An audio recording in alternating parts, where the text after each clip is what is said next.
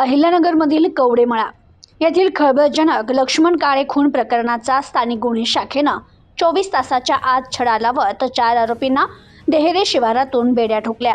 15 जून 2026 ते 16 जून 2026च्या दरम्यान फिर्यादीचा भाऊ प्रशांत भोसले हे राहत असलेल्या शेडच्या बाहेर वरांड्यात जाधवमळा कवडेमळा रोड नगर कल्याण रोड येथे कोणीतरी अज्ञात इसमानं अज्ञात कारणाकरिता फिर्यादीचे पती लक्ष्मण काळे याच्यावर कुऱ्हाडीनं वार करत जीवेठार मारला असून फिर्यादी झोपेत असताना त्यांच्या तोंडावर वार करत त्यांना जीवेठार मारण्याचा प्रयत्न केला। याबाबत कोतवाली पोलीस स्टेशनला गुन्हा दाखल आहे।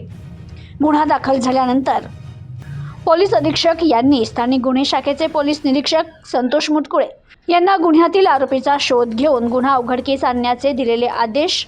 त्यानुसार पोलीस निरीक्षक मुटकुळे यांच्या नेतृत्वाखाली पथक तयार करत पथकास अज्ञात आरोपीची माहिती काढून आरोपीस अटक करण्याबाबत सूचना आणि मार्गदर्शन करत कारवाई कामी रवाना केलं। दरम्यान पथक संबंधित गुन्ह्यातील घटना ठिकाणी भेट देऊन गुन्ह्यातील आरोपीचा शोध घेत असताना पथकास तांत्रिक विश्लेषण आणि गुप्त बातमीदारामार्फत माहिती मिळाली की संबंधित गुन्हा लकी वैरळ, करण शिंदे, गणेश चावरे, विशाल उमाप, आदित्य भाकरे आदींनी मिळून केला असून ते सध्या देहरे गावात खंडोबाचा मळा या ठिकाणी असल्याची खात्रीशीर माहिती मिळाली। त्यानंतर पथकाने संबंधित ठिकाणी जाऊन आरोपींचा शोध घेत 4 संशयित आढळलेल्या इसमांना मोठ्या शिताफीनं ताब्यात घेत त्यांची नावं विचारली।